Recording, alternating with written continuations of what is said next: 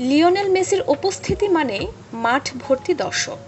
সে কারণে ধারণ ক্ষমতা কম হওয়ায় কলম্বাস ক্রুর ঘরের মাঠ বদলে গেল। এমএলএসের হাই ভোল্টেজ ম্যাচটি অনুষ্ঠিত হলো বড় ভেন্যুতে, ক্লিভল্যান্ড ব্রাউন্সের হান্টিংটন ব্যাংক স্টেডিয়ামে, যেখানে ইতিহাস গড়ে ম্যাচটি উপভোগ করেছেন 60,000-এর বেশি দর্শক।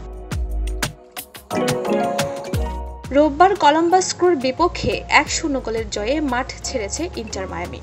যদিও গোল পাননি মেসি, তবে তার উপস্থিতি মানে আলোচনার শীর্ষে। আর এই ম্যাচেও তার দারুণ কিছু মুভমেন্ট মাতিয়ে রেখেছিল ভেন্যু। ম্যাচের একমাত্র গোলটি আসে প্রথমার্ধেই। 30 মিনিটে মার্সেলো ভেইগান্টের বাড়ানো ক্রসে হেডে জালের ঠিকানা খুঁজে নেন তরুণ মার্কিন মিডফিল্ডার বেঞ্জামিন ক্রেমাচি। শেষ পর্যন্ত এই এক গোলেই জয় নিশ্চিত করে ডেভিড বেকহামের মালিকানাধীন দলটি।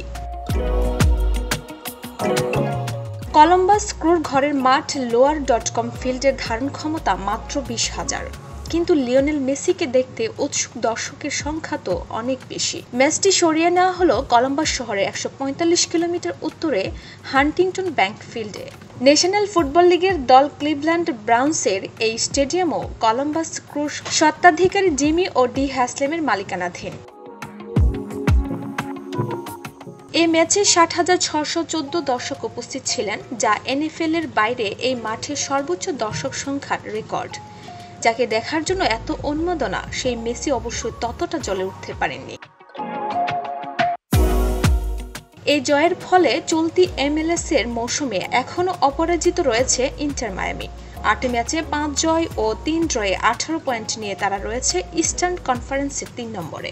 আগামী 25 এপ্রিল কনকেকাফ চ্যাম্পিয়ন্স কাপের সেমিফাইনালের প্রথম লেগে কানাডার ভ্যানকুভার হোয়াইটক্যাপসের বিপক্ষে মাঠে নামবে মায়ামি।